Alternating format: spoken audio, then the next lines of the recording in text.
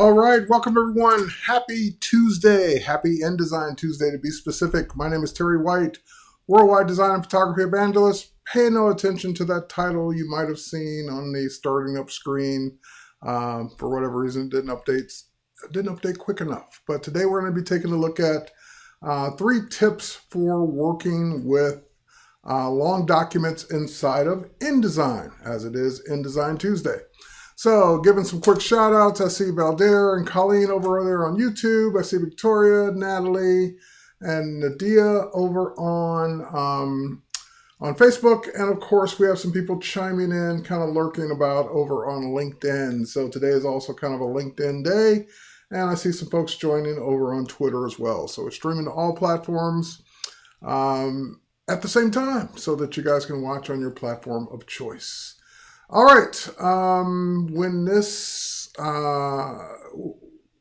topic is basically kind of a continuation of a couple of other things that I've talked about in the past, but this is mainly just 3 quick tips, hopefully quick, for working with InDesign. When I say long documents, I know some people might think, oh, well, it's for working with a book.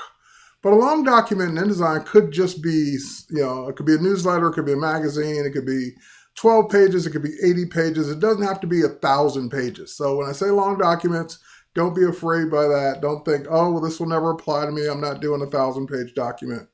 Most people aren't. So just when you're doing more than a few pages, let's call it that. All right. So with that said, let me go ahead and dive in and keep this kind of as short as it needs to be. Again, I see a bunch of people joining. Thanks for joining wherever you're watching from. And if you're watching this on the replay, thanks for watching the replay as well. Those views count. And also, if you're trapped at home, or not trapped, but you're quarantining yourself, or you're at home because of the virus, I commend you for that, because I work from home full time anyway. But everyone is being impacted by this. So thanks for joining me and kind of taking your attention away from all the other things that are going on in the world today. So with that said, without further ado, let's go ahead and dive over to my computer, where I've got InDesign already running. As usual, we like to start with no document open, so people that are beginners can see this whole process from the ground up. And Carol, I'm glad that you like these live sessions during your workday, your design workday, so that's great. All right, we're doing CVS receipts in InDesign. Really? Erica, that's cool. Do they need to be as long? No, just kidding. With that said, let's go ahead and create a new document. And I'm going to just go ahead and just simply say that a little bit different than I normally do. I'm just going to do a letter-sized document. Again, the number of pages is irrelevant. I'm going to do 12, but it wouldn't matter if it was 4, 40, or 4,000. Well, you can do 4,000 pages in InDesign. I think it's 9,999 page limit. But whatever the number of pages are, just long as more than 1 or 2. All right, so with that said, I'm just going to do, again, standard letter size, 12-page document. We will do facing pages just for the heck of it. And let me think what the margins are, even though this is irrelevant for what I want to do today, but let's just go ahead and create it. Okay, so there's our 12-page document. And as always, you only see the first page, but if you scroll down, the rest of the pages are there all the way to 12. Now, tip, and this is not one of the 3 tips, but one of the first things we're going to do is we're going to auto number the pages. So that's not one of the tips I'm talking about today, but just for those who have never auto numbered your pages, you'll learn how to do that now. I'm going to go to the master pages, double click on my left and right master page, and I want to put a page number at the bottom center of each page. So again, this is not one of the 3 tips. I'm just going to go ahead and create a text frame down here. And once I'm in that frame, I'll zoom in so you can see what I'm doing.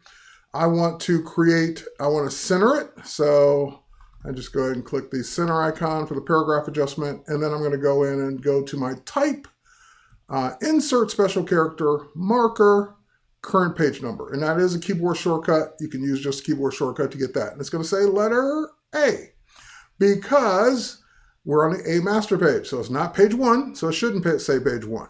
And now, instead of me having to do that all over again for the other side, I'm just going to grab my selection tool, hold down my Option or Alt key, and just drag it over. Hold down my shift key as well to keep it perfectly aligned. So I started dragging it, held down the shift key so that it would stay perfectly aligned. It wouldn't be a little up or down. Now, as I would expect, if I go to page 1, it says page 1. If I go to these pages, it says page 8, 9. If I scroll all the way down and go to page 12, it says page 12. Because the auto page numbering is working the way it's supposed to. Great. Now let's get to one of the first tips. So tip number 1, now that we got the document set up, I'm going to go ahead and create a frame. I'll create it on one side of the page here. And again, this part of it's not important. I'm just trying to get some text on the page. And I'm going to go to my type menu, and I'm going to do fill with placeholder text. So imagine it's a magazine, it's a brochure, it's a document where you're starting the story on page 1 or page 2, doesn't matter what page, but you're starting the story here. And then you decide later that, oh, the whole story is not going to fit here because I want to put some other things on this page as well. So I'm going to make this story smaller. So I'm just going to go ahead and condense this frame down. And because I made the frame smaller, that gave me an overset situation here. It's letting me know red plus sign means there's more text. And I know that because I filled it and I just made it smaller. Now, right now that text is just sitting there, all in the same frame. So I'm going to go ahead and continue it onto another page. I'm going to continue it. And I can continue it anywhere I want, same page or any other page. I'm going to continue it all the way down on page 10. So let's go to page 10. This is page 10. And I'm going to continue the story on page 10. Let's say the story continues here. Okay, great. And that's the end of it because we have no more red plus sign. It's letting me know that that's the end of the story. So if we were to show our text threads, go to view and go to extras and we show our text threads, that will show me that nice blue non-printing line that goes all the way up to page 1. So letting me know I've just continued the text. Now for the tip. How would the person reading this, tip number 1, how would the person reading this know where it continues? Like they're going to get to maybe the end of a sentence and they know there's more because it's not the end of the sentence. Or they're going to get to the end of where this ends and say, well, it ended with a word that lets me know there's more text. I'm not seeing the rest of the story. Well, typically you as the author would give the reader some kind of indication. Yep, so that's what the A for auto, yeah, that's what it means. So it means that it was on the A master. But you would give the reader some kind of indication where the story continues. You would say, see, design story, page 10. See, continues on, page 10. You would give the reader the heads up. Hey, the rest of this it's not on the next page. It's further in the document, long document. So how would you do that? Well, if you did it manually, you'd have to keep up with it. Meaning, if I go in here and I create another frame outside of that frame, and I were to say continues on page 10, I could do that. And that would work as long as I keep up with it. Meaning if the text on page 10 moves to page 11 or page 12 or page 9, I got to constantly come back and remember to change this. So you might want to do them at the end and say, okay, now everything's locked in place. I'll go do all my continuations. So maybe you remind yourself by saying it continues on page XX. And that way it'll be a visual reminder when you print this out and proof it, you need to put the 10 in. How about we don't do it manually? How about we just get rid of the XX, we get rid of the 10, we type whatever we wanted to say, see page 10, continues on page 10, see design story, whatever verbiage you want to use. But instead of putting the actual number in there, use something automated. Here's the tip. Go up to your type menu, come down to that same insert special characters where you got the page number, and there is something called next page number that's not self-explanatory at all. Like you would never guess what that's for. But if you say next page number, well, no, that doesn't work, Terry. It says page 1. It doesn't work until you know the tip, until you know the magic fist bump, the magic that makes this work. The electronic fist bump, because we're not going to do those in person anymore for a while. So anyway, I'm just going to right align this because just from a standpoint of I want this right aligned. But when I move it, it says page 1 until it touches the other frame. Once it touches the other frame, I just pull the size of the frame up to where they touch now. When I let go, fist bump, boom, 10. It knows where this continues because that frame is now touching the other frame and it knows, oh, you're talking about this story. Well, I now know where that story continues. I'll go ahead and do it for you. And the best part about this is if we zoom out and we were to move that story, that continuation, to another spot because we're redesigning the page and it can't go there anymore, I don't have to keep up with it manually. If I go ahead and zoom in, it now says that that's on page 9 because I moved it to page 9. So I'll never have to keep up with that again. That's your first tip. Now, there's a bonus part of that tip. Having it automatically continue on the next page, whatever that page is. Well, what if we go down to page 9 now, wherever that continued, and we create another frame, and we say that we would probably say something like continued from page 1, because that is, like if someone skipped page 9, they would have no idea where the beginning of this was. So, continued from page, and again, you say whatever verbiage you want. What? Awesome to know. I know, Bobby, is awesome. Continued from page, I don't know, it's on 1 now, but what if I move it? Then it would fall apart. So we don't want to do things manually.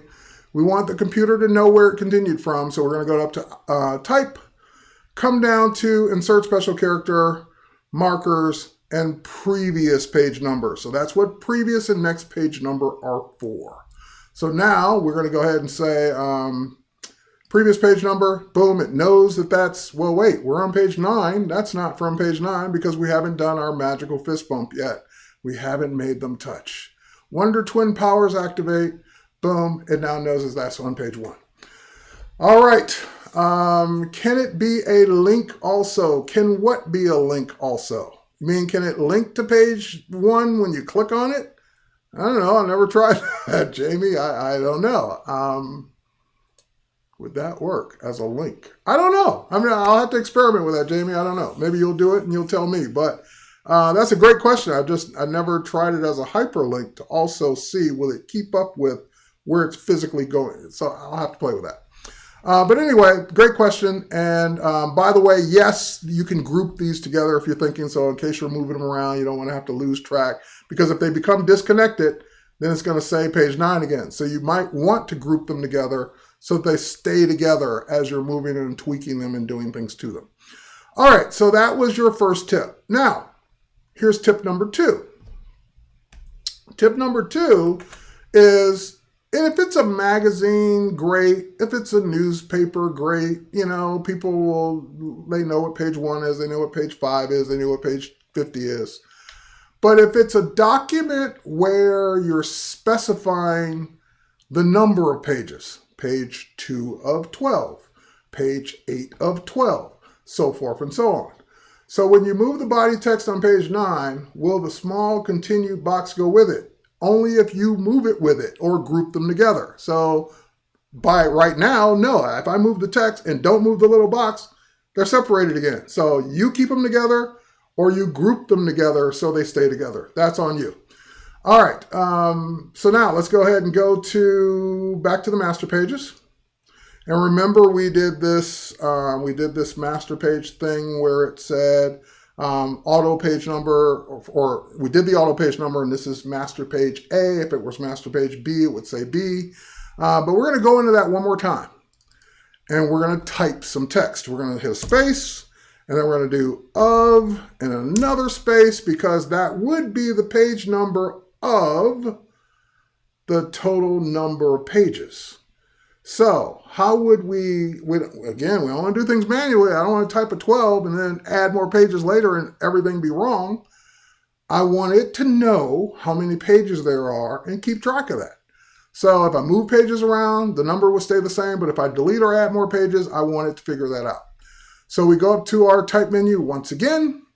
We don't go to insert special characters. Instead, we come down to text variables and we insert a variable called we insert a variable called modification date, output page, output date. Or maybe it was a special last page number. There we go. Last page number. That's it. And why am I getting that? There we go. Okay, now it was just a weird glitch there. Now it says 1. That's wrong because you're on the master page. Trust me, it will be right when we get out of this. So we're going to do the same thing over here of go to our type menu, come down to insert text variables, insert variable, last page number, because that will ultimately be the last page number. Now when we go to our pages, it says 1 of 12, 9 of 12, 12 of 12, and if we add a new page, now they all say 13 because we added a new page, it's 13. So if we delete a page, same thing would happen. Okay, so that was tip number 2. You can, for those documents that are long that you need to specify what the person's reading, how much further they have to go, you can specify the total number of pages and have it keep track of that automatically. Tip number 3, and this gets into people that are making those long documents, and maybe it's a book, and the story part of the book part of the book starts on page 1. But page 1 itself might be 10 pages into the book because you've got your table of contents, you've got your introduction, you've got your preface, you've got all the stuff in front of the actual page 1. So in that case, and I don't know how it's going to screw up my total number of pages if I do this, but in that case, you might want to start your page numbering further into the document, which is called a section break. All right, so with that said, I'm going to, I'll just come down to, I don't know, let's go to page 4. All right, and on page 4, just checking something here. All right, on page 4, we'll go up to,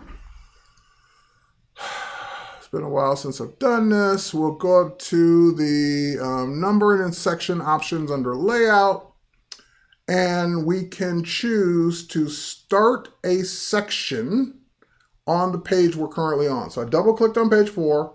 I went up to layout. I came down to the, whatever that was called. Hang on, I'll go back up to it. Came down to the numbering and section. There it is. Numbering and sections options. And you notice there is a start section. And I can go ahead and say start the numbering for this section at whatever I want. So I'm going to say that this one actually starts at page 1. So when I click OK, number in this section already exists in another section. Yes, go ahead and do that. So this will start a brand new section, and you look what it did on the Pages panel. So on the Pages panel, this is now page 1 of 3 because it says, oh, well, this section is only 3 pages. And then this one is pages 1 through 10 in the same document. Now, it was confused because I did the section break and I kept it number 1. Typically, you wouldn't do that. You wouldn't have 2 page 1s, 2 page 2s, and 2 page 3s. So let's go fix that. Let's go back to page 1. And on page 1, we would fix that to say layout, number and sections. And in this section, we wouldn't use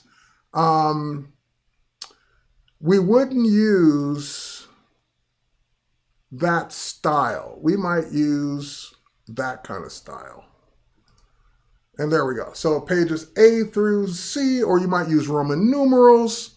You can do that as well. So we could do perhaps a Roman numeral style. That would be more common. And that way people are getting, now it's not page 1 through 3, it's page I through 3. No, I'm kidding. But whatever you want to kind of make it so you don't have 2-page ones, even though technically you do. So you can do your sections any way you want. And you can have more than one section. So you can have one long document with as many sections and as many crazy page numbering as you want throughout. So those are your 3 tips. Tip number 1, your continued from and to on the next page, which is basically the insert special character markers, next page number and previous page number. So that was tip number 1. Tip number 2, your variables for having the last page, so it knows what the last page is. And tip number 3, using section breaks to break up a longer document into the proper sections as you see in professional books all day long. Now, every long document doesn't need all 3 of those, but you have all 3 of those at your disposal whenever you want to create something a little longer than a couple of pages.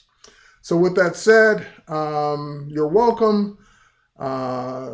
Lisa, I'm glad you love that I'm easy to follow. And welcome. I'm just looking over here to make sure that the cover pages as well.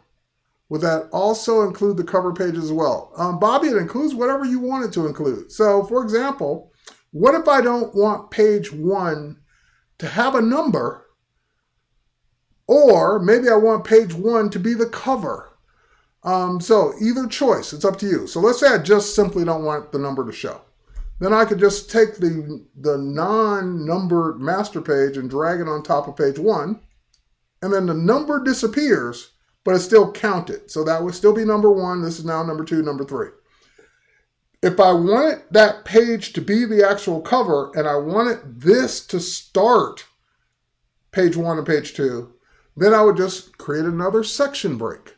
So I'd create a section break maybe on this new page 2, and that would start the section for the I and the 2 I's and page 1 or page 2 or A and B, so forth and so on. So it's really any way that you want to do it. All right. For my first and second page. Yeah, so just, is that Lee or LLIE? It would be the same thing. If you don't want to see the number, then just hide it with a master page that doesn't include the numbers. So the pages are being counted, they just don't show the actual number. That's easy enough to do. And worst case scenario, this is an old master page trick, an old Jedi master page trick. If you just want to delete the page, like because it's a master item, you can't click on it, you can't do anything with it. You can always on Mac Command Shift or PC Control Shift, click to unlock it from the master page. Then you can delete it. It does not mess up the page count. It's just physically taking that one item off the master page. So you can do it either way. All right. So with that said, I hope that you guys got something out of this today, and hope that you have learned now 3 cool tips to make your long documents even better, faster, more efficient, because you're not doing things manually anymore. You're not having to keep up. All right. So with that said, cheers everybody. Thanks for watching, and we will catch you on the next one. I'm not sure if we're going to stream tomorrow, but definitely Thursday and Friday. Thanks for watching. Catch you on the next one. Bye.